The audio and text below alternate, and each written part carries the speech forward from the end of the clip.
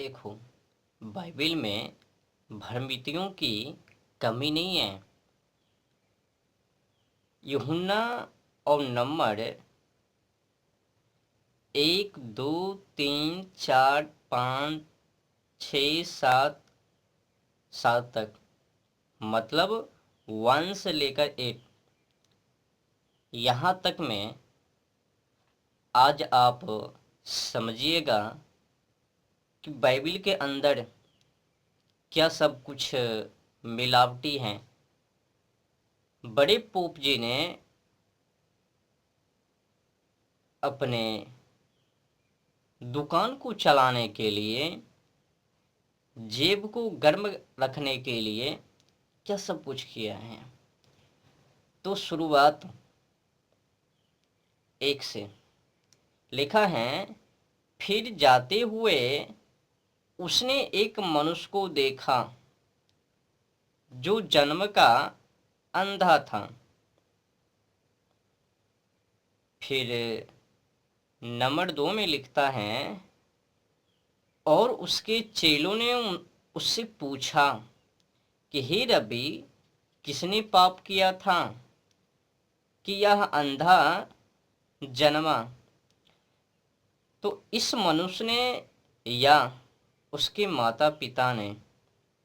फिर आगे की पंक्ति लाइन में लिखता है, नंबर 3 में लिखता है कि यीशु ने उत्तर दिया कि ना तो इसने पाप किया था, ना इसके माता पिता ने, परंतु यह इसीलिए हुआ कि परमेश्वर के काम उसमें प्रकट हो।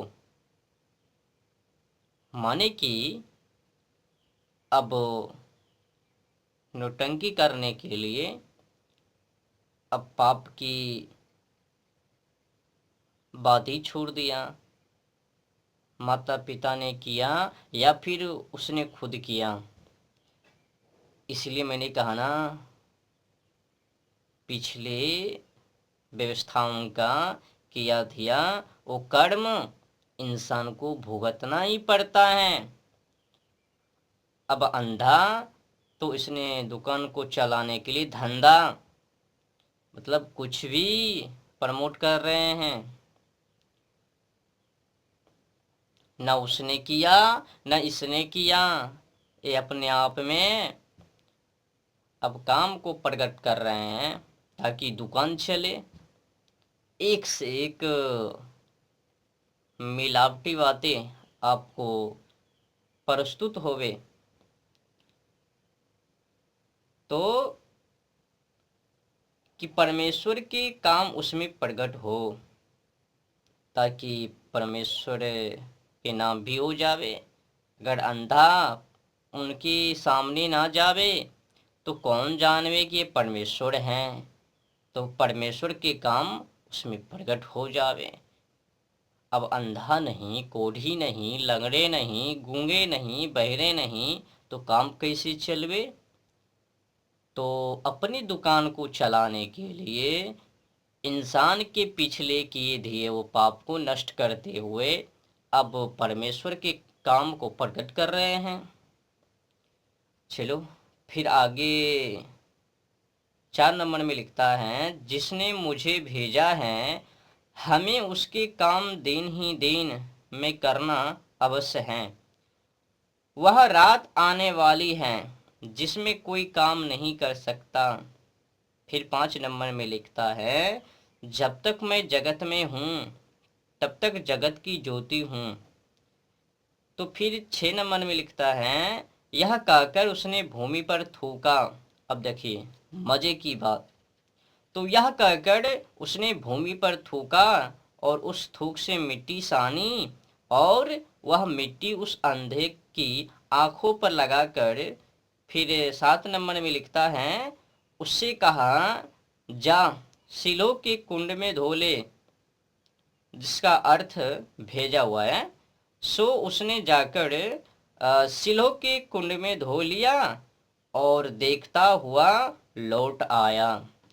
अब समझने की बातें इसमें यह हैं कि उसने भूमि पर थूका और उस थूक से मिट्टी को साना, फिर उस मिट्टी को सान कर अंधे के आंखों के ऊपर लेपन किया, फिर उससे कहा कि तू जाओ और सिलो के कुंड में जाकर धो लो।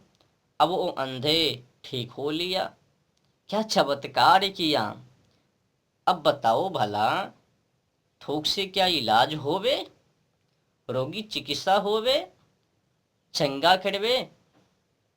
ये कौन सा इलाज है भाई थूक से? देखो भाई, इसमें तो साफ साफ पता चलता है कि बड़े पोप जी के द्वारा मन मर्जी मन ग्रंथ बातें इसमें उल्लेख हैं। ये ईश्वर के द्वारा नहीं है, ईश्वर कृत वाणी नहीं है, यहाँ तक कि बड़े विद्वान कृत भी नहीं है, ये बड़े जंगली कृत हैं, कोई जंगली मानवों का ये चाल है। नहीं तो बड़े विद्वान इस तरह से भ्रमितियाँ क्यों लिखता बाइबल के अंदर? अगर विद्वान होवे तो आपने 1 से लेकर 1 तक में जो सुना उसमें कुछ नंबर सही भी, बाकी तो देख ही लिया 6 और 7। 1 से लेकर 7, 8 मैंने बोल दिया, सॉरी, 1 से लेकर 7 तक आपने सुन लिया कि उसमें क्या सब कुछ लिखा है। थूक से रोगियों को इलाज करने की और रीति रिवाज, और जिसने पिछले व्यवस्था में पाप किया और उनको इस व्यवस्था में भुगतना पड़ रहा है, तो कोई है वो कह रहे हैं न इनके माता पिता न ही इसने स्वयं, ये इसलिए हुआ कि अब उसमें परमेश्वर के काम प्रकट हो। दुकान चलाना हो तो अंधे को तो सम्मान करना ही पड़ेगा। अब वो उसने क्या क्या कुकर्म कर्म किया उससे तो लेना देना नहीं है। मुर्दे जिलाए जाते हैं, कोढ़ी शुद्ध किए जाते हैं, लंगड़े चलते फिरते हैं, गूंगे बोलते हैं, बहरे सुनते हैं। तो दुकान चलाना तो यहाँ से है। जोड़ हो लिया तो उनको भी ठीक करना है, चंगा करना है, और मरे हुए लाजर को कब्र से बाहर करना है। एक से एक भ्रमितियाँ, मानो कि बाइबल के अंदर कुछ ही परसेंट में सही बातें उल्लेख हैं, वर्णित हैं।